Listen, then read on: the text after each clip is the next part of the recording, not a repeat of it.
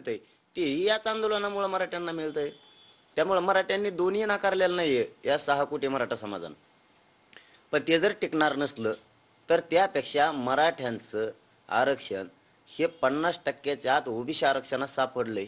मग आम्हाला इथंच द्या ना, तिकडं का देताय हाही आमचा मूळ प्रश्न आहे. तिकडं आम्हाला कशामुळे देता तुम्ही? काय कारण आहे तुमचं? आमची जमीन इथं आहे, तुम्ही 200 किलोमीटरवर का देताय आम्हाला? आम्ही ओबीसी आरक्षणात आहेत, 50%च्या आत आहेत.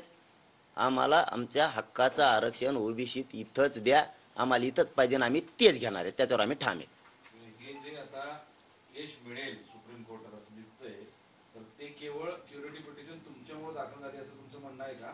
म्हणजे सरकारने तुमच्या आंदोलनाची दखल घेऊनच सुप्रीम कोर्टात क्युरिटी पिटिशन दाखल केलं असं तुमचं म्हणणं आहे?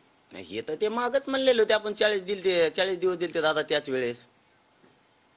आणि हे माझा शब्द नाही, माझा म्हणजे माझा मराठा समाज. या मराठा समाजाचं आंदोलन उभं राहिलं तेव्हा त्यांनी क्युरिटी पिटिशन दाखल केलेले, टास्क फोर्स निर्माण केलेला आहे.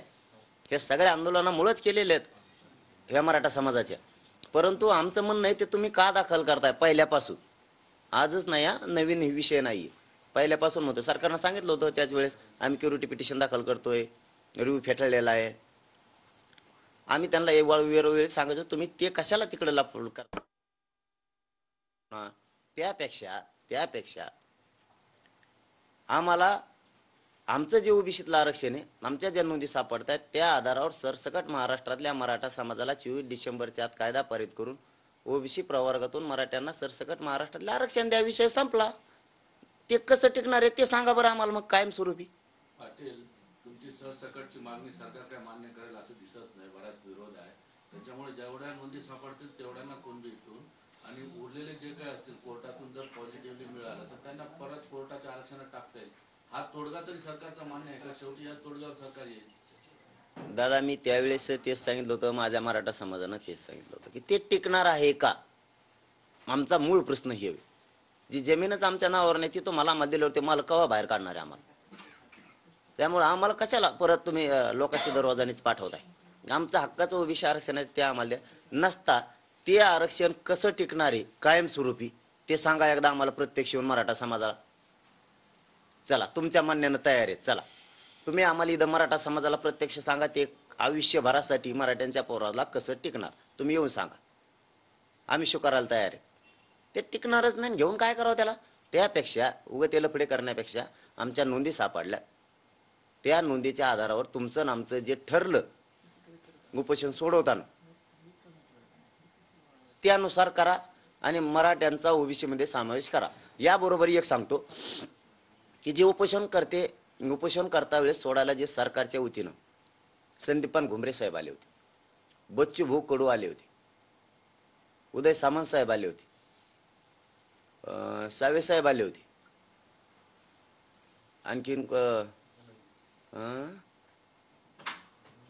ते धनंजय मुंडे साहेब एक आले होते. असे 6 जण आले होते. आणि असलेले आमदार आमची त्यांना आज विनंती आहे की तुम्ही सांगितलं होतं आणि लिहून पण घेतलेलं होतं.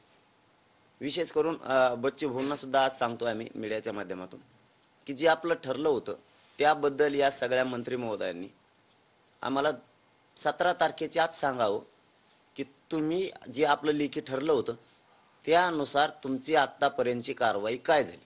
नसता 17 तारखेला आम्ही आंदोलनाचा डिसिजन घेणार आहे.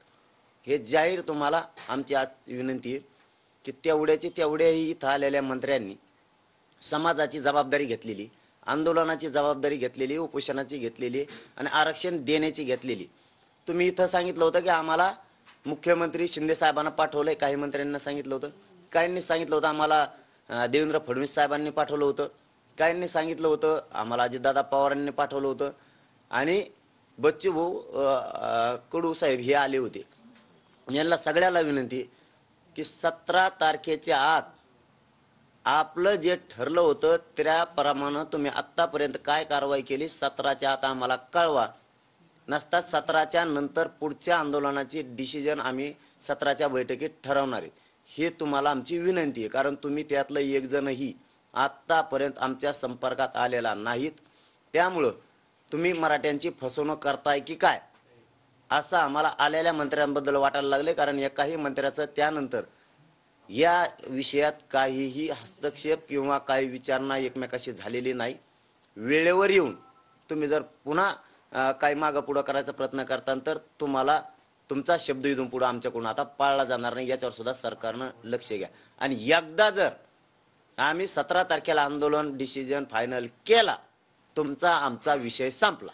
त्यामुळं पुन्हा एकदा मीडियाच्या बांधवांच्या माध्यमातून मुख्यमंत्री शिंदे साहेब, फडणवीस साहेब आणि अजितदादा या तिघांना आहे की तुम्ही तुमचे लोक पाठवले होते, तुम्ही काय केलंय आत्तापर्यंत किंवा आपलं जे ठरलंय या पद्धतीनं आरक्षण मराठ्यांना द्यायचं, ती कागद बच्चू भाऊंकडे आणि सगळ्या मंत्र्यांकडे पण आहे.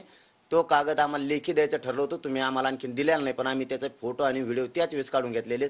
त्यानुसार 17 तारखेच्या आत आम्हाला सांगा तुम्ही करणार आहात की नाही, नसता 17ला आम्हाला आंदोलनाची दिशा ठरवायला.